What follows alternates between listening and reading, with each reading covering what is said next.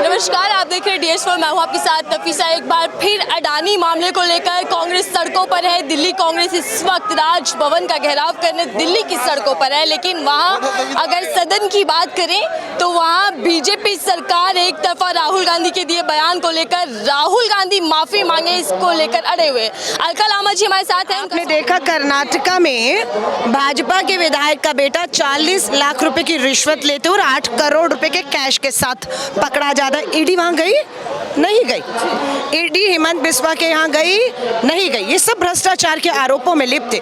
ED कहाँ जा रही है? 9 साल कम नहीं होते केंद्र की भाजपा सरकार। 9 साल में एक भी आरोप हमारा जो है साबित जो हम लगाए कर नहीं पाए।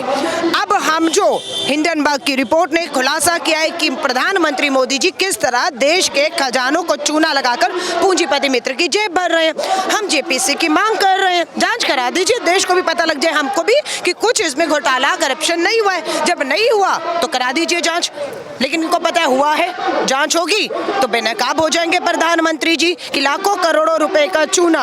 अब आप मुझे बताइए, 1650 रुपए अगर आप कमाती हैं, 1650 रुपए, और आपके पास 13 लाख की संपत्ति आ जाती है, तो पूछेंगे तो सही कि कमाई तो 1600 रुपए थी, 13 लाख कहां से आया? वो फार्मूला जानना चाह रहा है देश कि अडानी की जो आई संपत्ति थी वो 1650 करोड़ थी, आज 13 लाख करोड़ पहुंच गई। जहां पर पढ़ा लिखा युवा बेरोजगार है, फार्मूला जानना चाह रहा है, फार्मूला भी नहीं बता रहे, जेपीसी की जांच भी नहीं हो रही। ईडी के दरवाजे तक सांसद जाना चाह रहे थे कांग्रेस के और सब लोग, आपने पुलिस का इस्तेमाल किया और उन्हें वहां रोक दिया। चर्चा नहीं होगी, जांच नहीं होगी, लोकतांत्रिक संस्थाओं तक पहुंचने नहीं देंगे और फिर कहेंगे कि राहुल गांधी कहते हैं कि लोकतंत्र की हत्या हो रही है। वो तो कहते हैं, आप हर बार साबित करके दिखाते हैं कि हाँ, लोकतंत्र की हत्या इस देश में हो रही है, संवैधानिक संस्थाओं का दुरुपयोग किया जा रहा है। लेकिन अगर अमित शाह की बात करें तो वो पहले ही कह चुके, ना तो अडानी मामले में कुछ छुपाने के लिए है और ना ही डरने की जरूरत है हमें।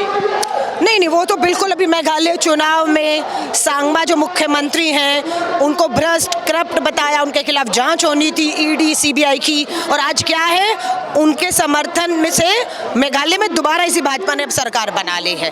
तो भ्रष्टाचार, लालू जी का आप देख लीजिए, लालू जी कब थे मुख्यमंत्री बताइए? 9 साल आपकी सरकार, इन 9 सालों में तो वो मुख्यमंत्री नहीं थे, तो भ्रष्टाचार उनके मुख्यमंत्री काल में हुआ। 9 साल कम पड़ गए, जांच कर लेनी थी, दूध का दूध पानी। और 5 साल पहले वाले मामले को दोबारा जिंदा किया, क्योंकि वहां की सरकार जो नीतीश कुमार और बीजेपी की थी वो गिरी, और आज नीतीश लालू कांग्रेस की सरकार है, इसलिए ईडी के मामले 5 साल बाद दोबारा जिंदा आप कर रहे हैं। तो कांग्रेस डरने वाली नहीं है, हम तय कर चुके हैं, हम इस तानाशाह सरकार से, इनके हथकंडों से हम लड़ेंगे, और इस लड़ाई को लोकतंत्र के लिए, संविधान को जिंदा रखने के लिए, संवैधानिक संस्थाओं को जिंदा रखने के लिए हमें आपको लड़नी होगी। 18 दल कल आपके साथ है अडानी मामले को लेकर, लेकिन अभी भी 2 दलों ने आपसे दूरी बनाई हुई है। वहाँ ममता बनर्जी और शरद पवार अलग ही है। मैं फिर कह रही हूँ, हर राजनीतिक दल को अपना फैसला खुद करना है।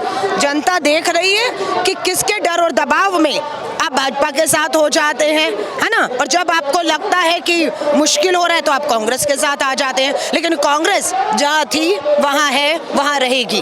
कांग्रेस लड़ रही है, और देश में एक इकलौता मजबूत विपक्ष अगर कोई है तो वो भारतीय राष्ट्रीय कांग्रेस है। 2024 स्मृति ईरानी का बयान तो सुना ही होगा, कह रहे हैं कि राहुल गांधी को वो इंसान है जो टुकड़े टुकड़े गैंग के साथ चलते हैं, उनका समर्थन करते हैं। ये ट्रोल मंत्रालय का विभाग किसको मिले, इसकी लड़ाई चल, क्योंकि इनको मालूम है जो राहुल गांधी को सबसे मंत्री जो है वो ट्रोल करेगा, उसी की पदोन्नति जो है वो मोदी जी के मंत्रालय में होगी। तो आपस में होड़ लगी हुई है। उन्होंने कहा था कितने लीटर हमें क्या मिलना था अमेठी में, क्या था आपको हम लोग बहुत बार बता चुके हैं ना, पता नहीं आटा मिलना था, दूध मिलना था या घी मिलना था 13 रुपए किलो में। अमेठी के लोग पूछ रहे हैं ट्रोल मंत्री से। सिर्फ आखिरी सवाल, जेपीसी की मांग से क्यों बच रही है आखिर सरकार? नहीं, डरी हुई है ना, क्योंकि ज्वाइंट पार्लियामेंट्री कमेटी बैठ गई, दूध का दूध पानी का पानी होगा, और मोदी जी के लिए बच निकलना मुश्किल होगा, क्योंकि देश के खजाने की लूट, अडानी को छूट मिली हुई है और देश का नुकसान भुगतना पड़ रहा है। वो पैसा बैंक किसके हैं? हमारे हैं, देश के हैं। उसमें निवेशक किसके हैं? हमारे हैं। पैसा हमारा, बैंक हमारे, लेकिन उसमें लूट जो है, हक जो है वो अडानी जी को मिला है। जनता बेरोजगारी और महंगाई की मार में झेल रही है। ठीक है, बहुत बहुत धन्यवाद। हमारे साथ ही अलका लामा जी जो कह रहे हैं कि मोदी सरकार पूरी तरीके से अडानी को बचाने में लगी है, क्योंकि एक तरफ जनता का पैसा उसमें डूबा हुआ है, लेकिन उधर सरकार पूरी तरीके से कोशिशों में जुटी हुई है कि कैसे भी अडानी को इस मामले से बाहर निकाला जाए। फिलहाल के लिए दीजिए इजाजत।